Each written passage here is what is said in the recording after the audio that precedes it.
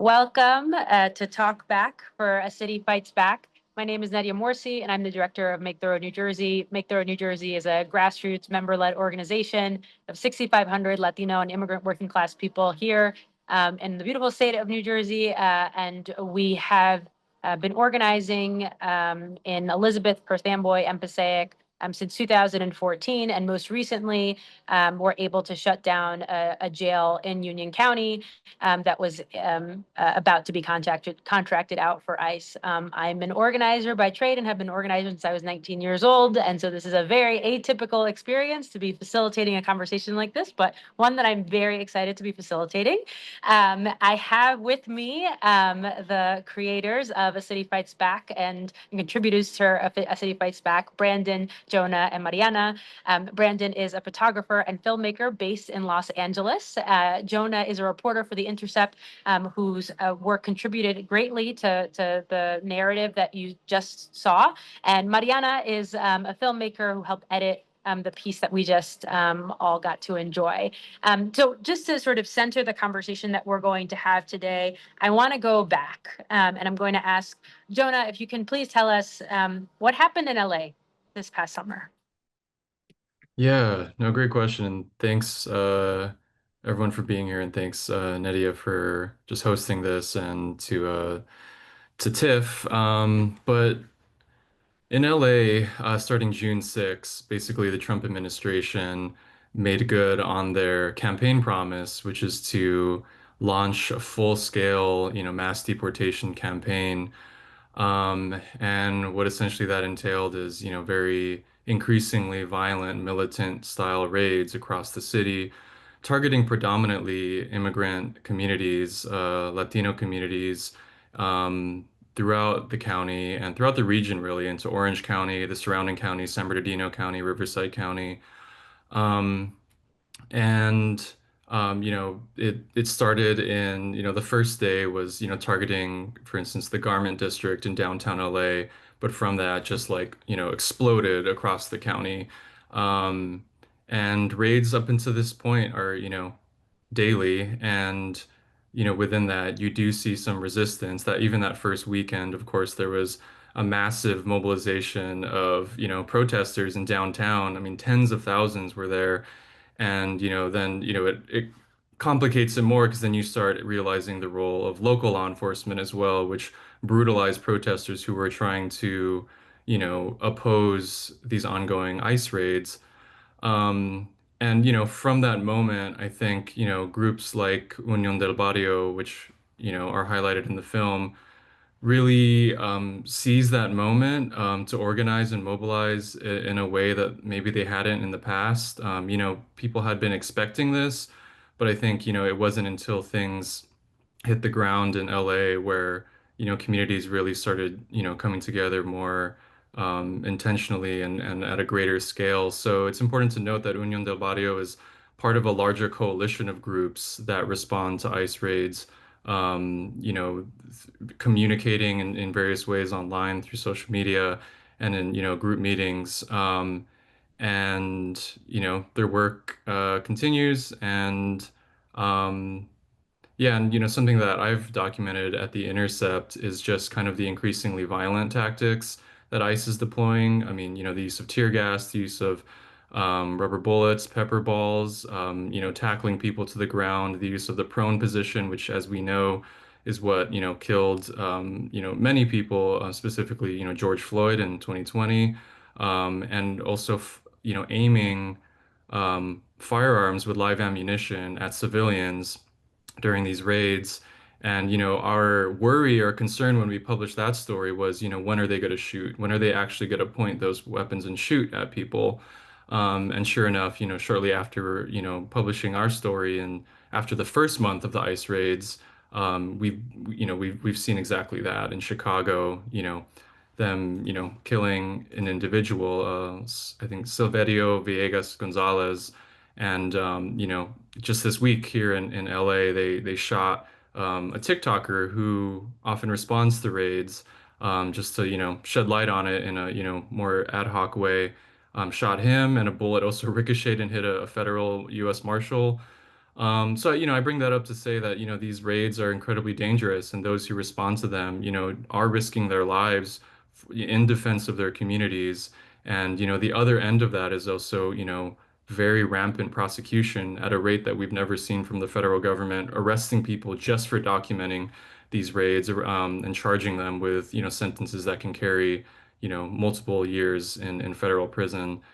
So this is a very multi-pronged attack, and I think the last thing to mention is how perilous ICE custody is right now as well. I mean, 20 people have died this year alone in ICE custody, which is, the deadliest in decades. So, yeah, it just makes the work that Unión del Barrio does, even more essential. And, we're seeing that replicated across the country, I think, in, probably in isolation of each other. I don't know if, everyone's sharing, but, yeah, like credit to your work, Nedia, as well. I mean, yeah. Thank you for sharing. And I think it's like what you painted is a powerful picture of like how we've slowly stepped further and further into authoritarianism. And I think it's sort of hard for people to understand it, but the story and the context like offers a lot of that. I mean, here in New Jersey, but we have our federal congresswoman who is facing up to 16 years in federal prison for going up to the gates of Delaney Hall and demanding answers. And so we're seeing it across the country. But what we saw this summer in Los Angeles was incredibly powerful. Not only the reaction from the Trump administration, but the response of people. And so, with that, I want to turn to you, Brandon, to share a little bit about like how you came to Unión del Barrio. And one of the things I remember in the very beginnings of the clip is when Ron says like the thing that they fear most is organization. And if you could talk a little bit about what's the organization that you came to see, yeah. Yeah, of course. Yeah. And yeah, thanks again for having. Thanks to Tiff. So I work in both filmmaking and photography. And when this story really kind of rose up in early June after the first raids here in downtown LA, I photographed a lot of the protests, the large scale protests that popped up as a response to that for various publications. And that was great. That was like a very important story at the time, but I felt two things while covering those for a couple of weeks. One, that it was eclipsing the real story, the police response to the protests and then the damage that the protests may cause. We're really grabbing national headlines versus, okay, what's the actual story here? The impact on immigrants and immigrant communities in LA.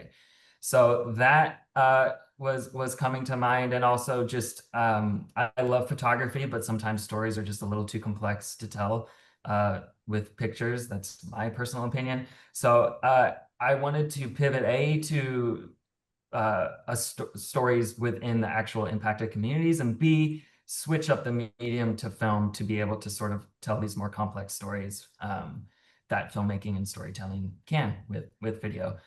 So I reached out to Unión del Barrio and to Community Self-Defense Coalition in early mid-June on Instagram, because they all have very large Instagram profiles and presences. And I think, for people like me and Jonah and Mariana living in LA, our social feeds were just all ICE raids and response in June. It was just impossible to ignore. So they replied with mild interest. I was coming at them just as a freelancer. I didn't have the buy-in of any publication or the Intercept yet. I was just trying to get a project off the ground. So I ended up just showing up to one of their trainings in South Central here and just kind of introducing myself. And they were not very interested. They wanted to vet me, so they just started like Googling me on the fly and cross-referencing my name to my face. And then, Ron pulled me aside, asked who I'd worked with before. And one of the publications I've done video work before was LA Taco. So he just fired off a text to Javier, the editor at LA Taco, saying, do you know? And I was like, "No, I don't work for LA Taco. Like, and he's like, no, I need to know who you are. Police and law enforcement and police and federal infiltration into these grassroots communities is not only happening currently, but it's in the United States, of course, happened going back to the civil rights movement and everything. So they are actively aware of that and actively fearful of that. So once I was vouched for, they let me in, and that kicked off the next 2 months of filming. And so they gave me incredible access. The style that I wanted for the film was very verite and observational, with a focus on Ron. And I gave Mariana, my longtime friend and collaborator, who was a very talented documentary editor here, a hard drive when I was sort of midway through the project. I started early June. It was due to the Intercept September 1st, and I gave her the hard drive sometime in July and said, I need help. So Mariana. Buddy, anyone? I guess that's the baton for me. Thanks Yeah. so much. Thanks so much for having us and screening this film. I think I saw Brandon like at a party of a friend's, and he was talking about this project, and I was like, oh, this is absolutely something that's on my mind as a long time LA resident. Like, I kind of came for college and never left, so I have a deep love for LA. And see how often it is misrepresented. And there's something like kind of okay with that a lot. But when it comes to, things like authoritarianism and people being, you know, I think being like scared of like the city they're in because of the ways that people perceive their status, here or whatever. It's just like their color of their skin. I think it just gets really like you feel it in your neighborhoods and you feel it in the city. So to be able to work on this, and that's like a lot of how I learned about Unión del Barrio. I did not know about them before. So it was a really cool process of getting to know, kind of being the total outsider and finding a way to the story. And I think one of the things I like about documentary and that Brandon kind of let me run with a little bit is like inviting a little, like instead of explaining everything, just like inviting you into the rooms and inviting you into the experience and sort of getting the information through moments and through your own like observation. And like I forget which filmmaker was like, you always write 2+2, but you never put the =4 sign for your audience. Like the idea is really for the audience to be able to sort of be there, come to their own thoughts and their own sort of understanding based on this access that Brandon was able to get and the inspiration, and being able to partner with someone like the Intercept. So it's sort of like, to me, it was like just a win-win all around to be immersed in this world and then work with Brandon, and for people to see it is just the final part of the filmmaking. So it's pretty awesome to have that piece of the puzzle happening right now. That's really cool. And like to your =4 point, what are some things that people have come and said to you in response to the film? And from all of that, what else are you hoping that people are taking away or learning? For me? Anyone. Oh, okay. Yeah, I mean the response to the film has been quite positive. It's racked up a lot of views and a couple thousand comments on YouTube. I think it's obviously a very divisive topic and a very right now topic, and people have all sorts of opinions about it. But a lot of the comments on YouTube and a lot of the response that I've had, to my person is this was like a very intense experience for me to film this, to do these 5 a.m. ride-alongs, to witness ICE here in the streets, dressed in military garb and rolling around in essentially tanks, and to just kind of absorb the stress of Ron and of all of these volunteers, tirelessly working. But it is, I kind of lost sight of that in the production, but I've had a lot of people say it's an inspiring film. Like Unión del Barrio is, despite the depressing nature of what's going on right now in the United States, people like Ron and Unión del Barrio inspire others that, you don't need a national organization, you don't need a big budget, you need people that know their own neighborhoods and are willing to give their own time, and they can have a real impact.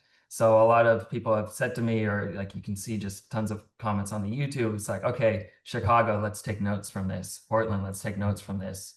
New York, when they come, let's take notes from this. We can learn from what they're doing kind of at the forefront, since it kicked off first in LA, and apply it to other cities. You don't need to, you just start your own community patrol and then you're doing it.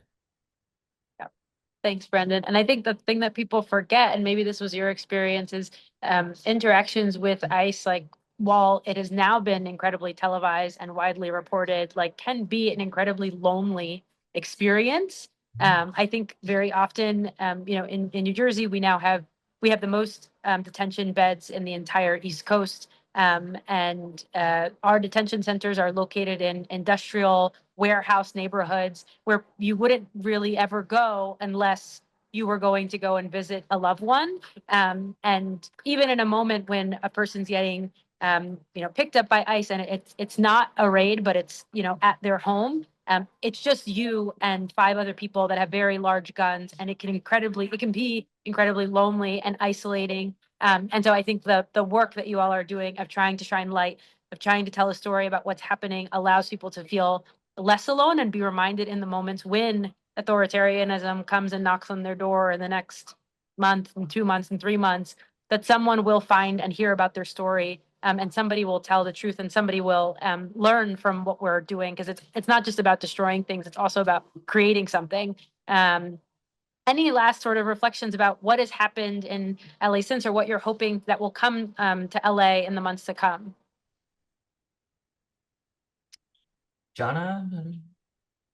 I mean, the work continues. I think that's every time I talk to people who are, on the streets doing it, it's like, we're still in it. Like the national, I think it was pretty jarring to see the national news attention just like vanish after, I don't know, like maybe after the No Kings March in like June.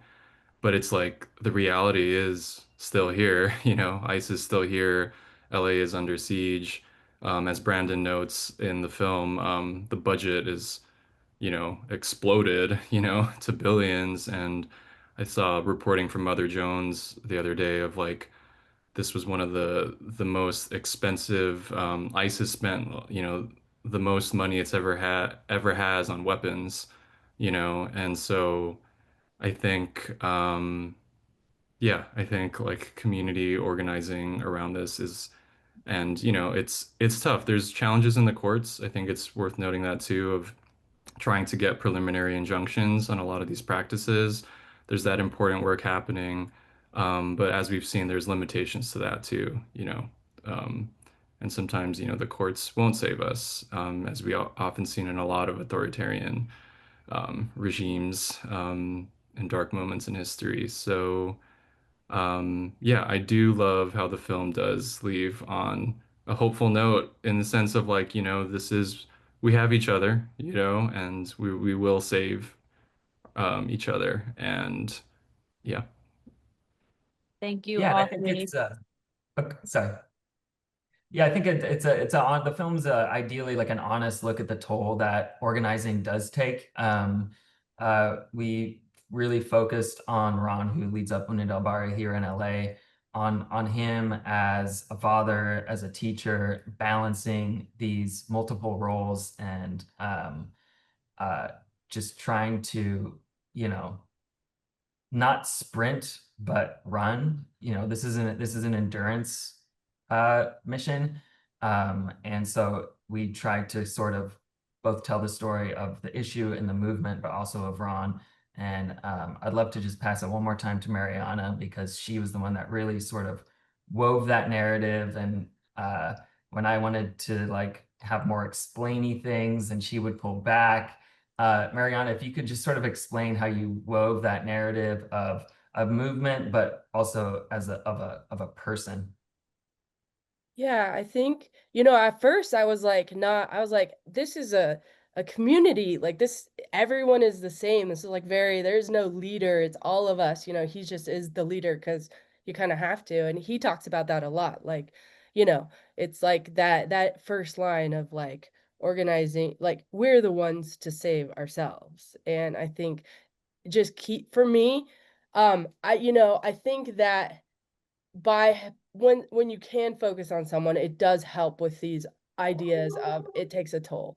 It takes a toll on Ron. It takes a toll on the other people that we didn't go to their homes and film them with their kids, But I do think, balancing that idea of like it's the community. I think that idea just for me was important to keep bringing in almost like deepening each time it got brought up. It's like we save our like we will save ourselves, like no one's coming to save us. And Ron's like, that's my dedication. And then I think the very last lines were along the same idea, just in Spanish. And I really enjoyed getting that Spanish in there and hearing it through the dual languages of English and Spanish, which there's a lot of community members that speak. And that is an old idea. Like this is like it's been around. Like there's been, Dolores Huerta I just got to see at an event, and just like the story of Southern California and its place in like the history of America, I think is important. So I think getting that just, and I don't, it's been a while since I edited it, but I just remember trying to infuse that alongside every point alongside Ron's story as well.